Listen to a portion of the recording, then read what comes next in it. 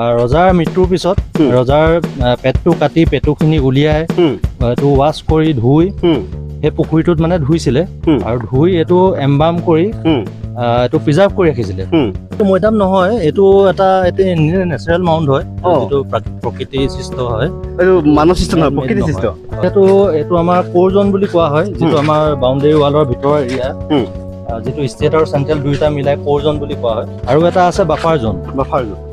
Buffer জোনত ৰাণীৰ মৈদাম হওক বা যিবিলাক পুখুৰী, পেটু ধোৱা পুখুৰী, হ ধোৱা পুখুৰী আৰু যি দেওশাল, লাংকুৰি দৌল, এইবিলাকক এটা এৰিয়া লৈ ডিমাৰ্কেশ্যন কৰি সেইটো বাফাৰ জোন হিচাপে ৰখা হৈছে। এটা মোৰ মনলৈ প্ৰশ্ন আহিছে, যিহেতু আমি এফালে চেণ্ট্ৰেল গভৰ্ণমেণ্ট চলাই পালোঁ, এফালে অসম গভৰ্ণমেণ্ট চলাই আছে, দুটা ছাইড কিয় হ'ল বা দুখন গেট কিয় হ'বলগীয়া হ'ল? হয়, বহুতে এইটো জানিব বিচাৰে যে দুখন গেট কিয়, একেডোখৰে জেগা, একে ৱৰ্ল্ড হেৰিটেজ চাইট, কিন্তু দুটা বেলেগ বেলেগ গেট।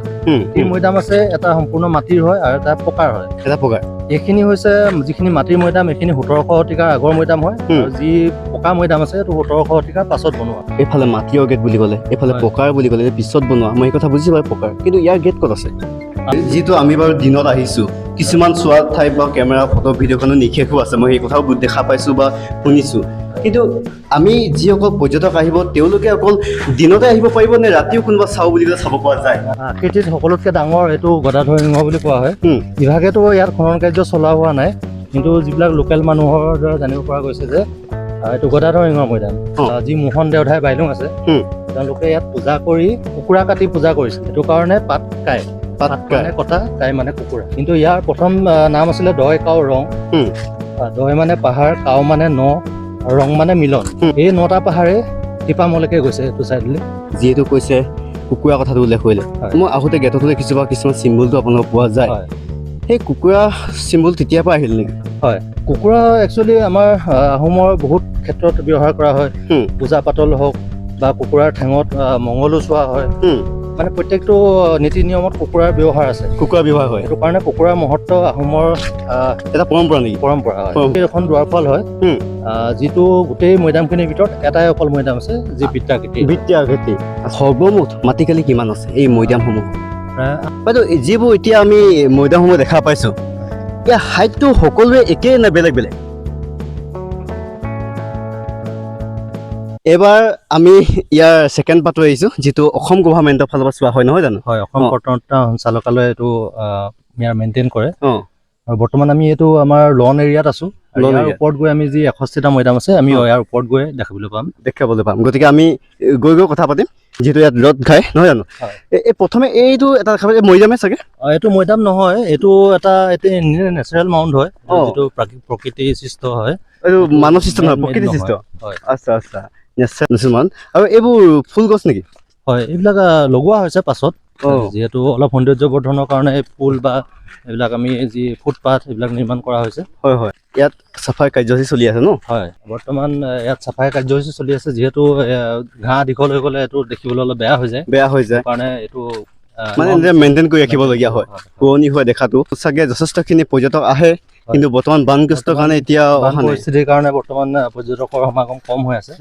এতিয়া আপোনাক মই সুধিছিলোঁ যে প্ৰথমে এইটো ৰাস্তাত যাওঁতে যি নাও আকৃতি দেখা পাইছিলোঁ, এইখনে নহয়নে? হয়, এখন ব্ৰিটিছ পিৰিয়ডৰ বোট, মই যিহেতু ক'লোৱেই, এইটো পোৱা গৈছিলে দিখৌ নদীৰ যি দিখৌ দলং আছে শিৱসাগৰত, তাৰ তলৰ পৰা উদ্ধাৰ কৰা হৈছিলে। আচ্ছা, দিখৌ দলঙৰ পৰা উদ্ধাৰ কৰা হৈছিল? দিখৌ দলঙৰ তলৰ পৰা একচুৱেলি। এইটো পানীত পুত গৈ আছিলে, কিন্তু এইখন উদ্ধাৰ কৰি ইয়াত ৰখা হৈছে। এই বহু আগতে পোৱা নেকি?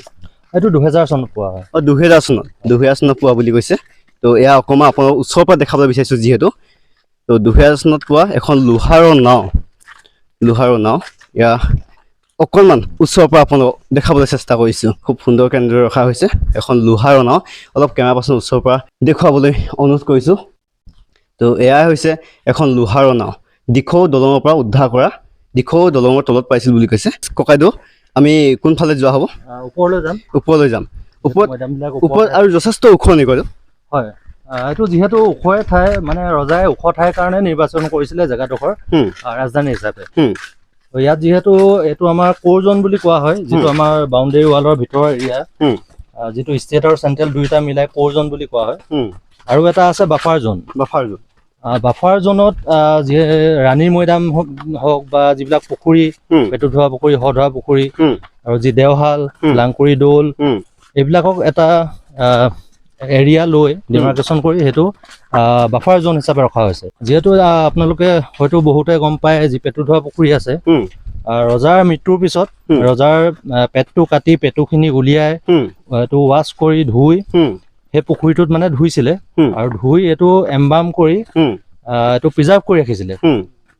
আৰু পেটু ৰজাই যিহেতু জন্তু হওক বা মানুহ হওক পেটৰ পৰা গেলিবৰ কাৰণে ডিকম্প'জ হ'ব মানে ষ্টাৰ্ট কৰে।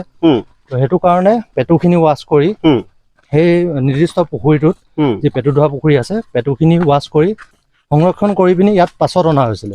তো ইয়াত অনাৰ আগতে আৰু এটা পুখুৰী আছে হধোৱা পুখুৰী, তাত আকৌ ধুৱাই ইয়াত মৈদাম দিয়া হৈছিল।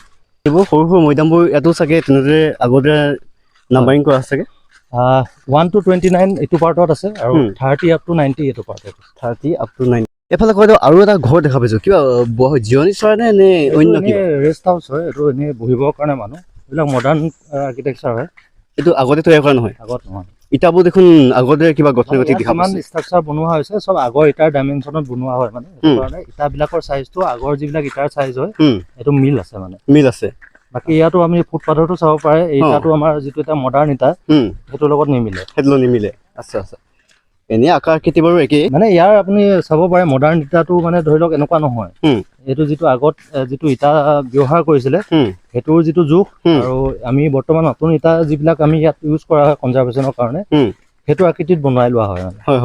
এইবিলাক সৰু সৰু যিবিলাক মৈদাম দেখিছে এইবিলাক তেওঁলোকৰ যি নাতিপুতি বা ভাই বা যি ৰয়েল ফেমিলিৰ মানুহ ঢুকাইছিলে তেওঁলোকক এনেকে সৰু সৰুকে মৈদাম দিয়া হৈছিল, এনেদৰে মৈদামবোৰ দিয়া হৈছিল। হয়তো আৰু এটা মোৰ মনলৈ প্ৰশ্ন আহিছে, যিহেতু আমি এফালে চেন্ট্ৰেল গভৰ্ণমেণ্ট চলাই পালো, এফালে অসম গভৰ্ণমেণ্ট চলাই আছে, দুটা চাইড কিয় হ'ল বা দুখন গেট কিয় হ'বলগীয়া হ'ল? হয়, বহুতে এইটো জানিব বিচাৰে যে দুখন গেট কিয়, একেডোখৰে জেগা একে ৱৰ্ল্ড হেৰিটেজ চাইট কিন্তু দুটা বেলেগ বেলেগ গেট। ইয়াৰ মানে হোৱাৰ পিছত এটা কাহিনী আছে, মানে যিহেতু 1826ত ইয়াণ্ডাবু সন্ধিৰ পাছত এই চাইটটো মানে চৰকাৰীভাৱে এইটো প্ৰটেক্টেড নাছিল। তো ইয়াত লোকেল মানুহবিলাকে ইয়াত উপাসনা কৰিছিলে কিন্তু চৰকাৰীভাৱে ইয়াত প্ৰটেকশ্যন কৰা হোৱা নাছিলে। সেইটো কাৰণে ইয়াত প্ৰথম আহিছিলে চেন্ট্ৰেল গভৰ্ণমেণ্ট 1970 চনত, আৰু ইটো পাৰ্টত আহি ডাঙৰ ডাঙৰ 4টা মৈদাম ইয়াত প্ৰটেকশ্যন কৰিলে 1970 চনত। তো পাছত ষ্টেট গভৰ্ণমেণ্ট আহিছে 1981 চনত, মানে 1981ত এইটো চাইডে ষ্টেট গভৰ্ণমেণ্ট আহিছে, সেইটো কাৰণে দুখন গেট হৈ গ'ল, দুখন গেট হ'বলগীয়া হ'ল। আমি তাত যিদৰে এটা মৈদামৰ ডাঙৰ ডাঙৰ মৈদামৰ 8টা কোণা পাইছিলোঁ, তো ইয়াতো ঠিক একেই হৈছিল নে কেনেকুৱা কি? ইয়াত দুটা প্ৰকাৰৰ মৈদাম আছে, মাটিৰ মৈদাম আছে, এটা সম্পূৰ্ণ মাটিৰ হয় আৰু এটা পকাৰ হয়। এটা পকাৰ, এইখিনি হৈছে যিখিনি মাটিৰ মৈদাম এইখিনি 1700 শতিকাৰ আগৰ মৈদাম হয়, আৰু যি পকা মৈদাম আছে এইটো 1700 শতিকাৰ পাছত বনোৱা হয়। আৰু ইয়াৰ যিখন দুৱাৰ ফাল হয় মাটিৰে নিৰ্মিত, আৰু হেয়াৰখন পকাৰ। তো এফালে সোমাই চাব পাৰি চাগে? অকণমান আমি ভিতৰলৈ সোমাই চাম। আপুনি যিহেতু এইফালে মাটিৰ গেট বুলি ক'লে, এইফালে পকাৰ বুলি ক'লে, পিছত বনোৱা, মই এই কথা বুজিছোঁ বাৰু পকাৰ, কিন্তু ইয়াৰ গেট ক'ত আছে? এইটো আমি যি আমাৰ বৰ্তমান খন্দা মৈদাম আছে 3টা, এইটো এটা হৈছে মৈদাম 2 যিটো আৰ্কিঅলজিকেল চাৰ্ভে অফ ইণ্ডিয়াৰ ফালে আছে, এইটো হৈছে মৈদাম 38, আৰু এটা আছে মৈদাম 78 যিটো 2021ত ইউনেস্কো প্ৰেজেণ্টেশ্যনৰ কাৰণে খনন কাৰ্য কৰা হৈছিলে। তো আমি ইয়াৰ বৰ্তমান দুটা আমি যিটো 78 খনন কাৰ্য কৰাৰ আগত আমি দুটা মৈদামৰ আমি ছাৰ্ভে চলাইছিলোঁ যে কোনটো দিশত দৰ্জাখন আছে, অলৰেডি যিকেইটা খোলা আছে। তো আমি কম্পাছ লগাই দেখিলোঁ যে 270 ডিগ্ৰী ৱেষ্টত আছে।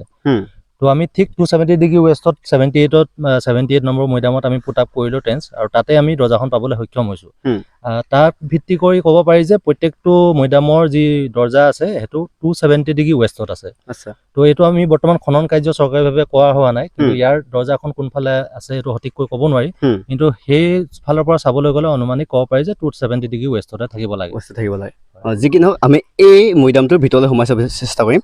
তো ইয়াত পকাৰ দেখা পাইছোঁ, ইয়াত অলপ কনজাৰ্ভেশ্যনৰ কাম কৰা হৈছে, যিহেতু প্ৰথম এইটো 1984ত ইয়াত খনন কাৰ্য চলোৱা হৈছিলে। 1984ত খনন কাৰ্য চলোৱা হৈছিল বুলি কৈছে। খনন কাৰ্য চলাওঁতে যি অলপ ভগা চিগাভাৱে পোৱা হৈছিলে, পাছত অলপ ইয়াত সংৰক্ষণৰ যি কাম কৰা হৈছে, তাৰপিছত এইটো মৈদামৰ অৱস্থা। ইয়াত কিয় আগলৈ যাব পাৰি? যাব পাৰি, এইটো আমি এনে ৰখাই থোৱা হৈছে। অইন যিসকল পৰ্যটক আহে তেওঁলোকে যাব পাৰিনে? পাৰে পাৰে। মানে গেটখন দিয়াৰ বাবে সুধিলোঁ। হয়, বেলেগ বস্তু সোমাই নাযাবৰ কাৰণে দিয়া হৈছে। আচ্ছা, বেলেগ বস্তু সোমাই নাযাবৰ কাৰণে দিয়া হৈছে। তো এয়া হৈছে ইয়াতে ৰজাৰ যি বডি, ৰজাৰ যি দেহ, যি খাইছিলে পিন্ধিছিলে, লগোৱা লিগিৰি আছিলে, সকলোকে ইয়াত থৈ এই যি অংশটো দেখিছে এই অংশটো মানে লঠিয়া ষ্টন বুলি এটা শিল আহে, সেই শিলটোৱে এইটো চিল কৰি মানুহবিলাক ওলাই গৈছিলে। আচ্ছা, চিলটোৰ হয়। ইয়াত যে কিছুমান এতিয়া পতি এটা দেখা পাইছোঁ, ইয়াৰ কাৰণটো কি? ইয়াত আমি এইটো অনুমানিকহে ক'ব পাৰি, এইটো মানে সঠিককৈ ক'ব নোৱাৰি। অনুমানিকভাৱে এইটো আমি চাকি জ্বলাবৰ কাৰণে চাগে ব্যৱহাৰ কৰিছিলোঁ, আমি অনুমানিক এটা ধৰি লোৱা হৈছে, অনুমানহে কৰিব পৰা যায়। আৰু ইয়াত এটা মাজত এটা শিল আছে, কি ষ্টন বুলি কোৱা হয়। এই শিলটোৱে গোটেই আমাৰ যিটো ষ্ট্ৰাকচাৰটো এইটো ধৰি ৰাখিছে। মানে শিলটো মানে এইটো এটা মানে মেইন চেণ্টাৰ পইণ্ট হয়, সেইটোৱে মানে ধৰি ৰাখিছে ষ্ট্ৰাকচাৰ। এতিয়া মই আৰু এটা প্ৰশ্ন সুধিম, যিটো আমি বাৰু দিনত আহিছোঁ, কিছুমান চোৱা ঠাইত বা কেমেৰা ফটো ভিডিঅ'খনো নিষেধো আছে, মই সেই কথাও দেখা পাইছোঁ বা শুনিছোঁ। কিন্তু আমি যিসকল পৰ্যটক আহিব তেওঁলোকে অকল দিনতে আহিব পাৰিব নে ৰাতিও কোনোবা চাওঁ বুলি ক'লে চাব পৰা যায়? ৰাতি বন্ধ থাকে, ৰাতি সোমোৱা নিষেধ আছে। মানে এইটো ছানৰাইজ টু ছানছেট হয়। মানে আৰু ইয়াত আমাৰ যদি আমাৰ 8টা বজাৰ পৰা গেট খোলা হয়, ৰাতিপুৱা 8টাৰ পৰা আবেলি কেইটালৈকে? আবেলি 5টালৈকে। আচ্ছা, এই গৰম ঠাণ্ডা বুলি নাই, যিকোনো সময়তে তেনেকুৱা ধৰণকে ৰাতিপুৱা 8টাৰ পৰা 5টালৈকে। হয়। এতিয়া আমি এইখিনি চালোঁ, এতিয়া কোনফালে যোৱা ককাইদেউ? আমি আগলৈ অলপ এটা অংশ আছে, যিটো য'ৰ পৰা আমি পাটকাই পাহাৰটো ধুনীয়াকৈ দেখা পায়। আচ্ছা, পাটকাই পৰ্বতখন ধুনীয়াকৈ ইয়াৰ পৰা দেখা পায় বুলি কৈছে, গতিকে আগলৈ আমি অকণমান যাবলৈ চেষ্টা কৰিম। তো এয়া বহুত ডাঙৰ ডাঙৰ খটখটীয়া বুলি ক'ব লাগিব, উঠি হয়তো ভাগৰিব পাৰোঁ। এফালে যাব চেষ্টা কৰোঁ। এতিয়া আৰু এটা মোৰ মনলৈ যিহেতু প্ৰশ্ন আহিছে, এইবোৰ বা বাঁহৰ সাজি ৰাখিছে, এইবোৰ চাগে বহুত পিছত সজা, কিন্তু এই ৰাস্তাসমূহ যিবোৰ খটখটি পাইছোঁ, এইবোৰ ৰজা মহাৰজাতে কিছুমান সজা নে গোটেইবোৰ নতুনকৈ নিৰ্মিত? এইবিলাক বেলেগ বেলেগ সময়ত নিৰ্মাণ কৰা। ধৰি লওক যিহেতু চৰকাৰীভাৱে প্ৰটেকশ্যন যেতিয়াৰ পৰা ষ্টাৰ্ট হৈছিলে, তাৰপিছত এইটো পৰ্যায়ক্ৰমে নিৰ্মাণ কৰা হৈছে। এই যিটো ওপৰ অংশটো দেখিছে, এই অংশটো মানে জংঘল এৰিয়া হৈ আছিলে, প্ৰটেকশ্যন কৰা হোৱা নাছিলে। 2021 পাছত এই পাছৰ পাৰ্টটো মানে উলিওৱা হৈছে। 2021 চনৰ পিছতহে কাম কৰা হৈছে। এইখিনি এটা বটলি কোম্পানীয়ে, চাহ কোম্পানীয়ে এইটো অকুপাই কৰি ৰাখিছিলে। তো চৰকাৰে 2021 পাছত এইটো ৰিকভাৰী কৰে তেওঁলোকৰ পৰা। আগতে কি চাহগছ আছিল নেকি ইয়াতে? চাহগছ আছিলে পাছলৈ অলপ। তো সেই মাটিখিনি মানে আগত মানে এইটো এটা জংঘল টাইপ হৈ আছিলে, কিন্তু 2021 পাছত এইখিনি উদ্ধাৰ কৰা হৈছে। আৰু বৰ্তমান এই অংশটো বহুতে আনএক্সপ্ল'ৰ্ড হৈ আছে বহুতৰ কাৰণে। তো এই অংশটো আহিব পাৰে, চাব পাৰে। এই অংশটো বহুত ধুনীয়া হয়, বহুত ধুনীয়া হয়। আপোনাক অকণমান কেমেৰা পাৰ্চন দেখাব অনুৰোধ কৰিছোঁ। আৰু এটা কথা মই ভাবিছোঁ, এতিয়া আপুনি যিটো কিছুমান চাহ কোম্পানী আবদ্ধ কৰি ৰাখিছিলে বুলি কৈছে, এই পাৰ্টটো বা চাহপাত ৰোৱা নাছিল, আৰু বাকী এনেকুৱা ধৰণৰ কিবা এইফালে যি মৈদাম আছে, কিবা চাহ গছো আবদ্ধ হৈ আছে নেকি? ইয়াততো নাই বৰ্তমান, যিটো আমি টিপামত দেখা পাওঁ, সেইকাৰণে সুধিছোঁ। হয়, ইয়াত সকলোখিনি উদ্ধাৰ কৰা হৈছে।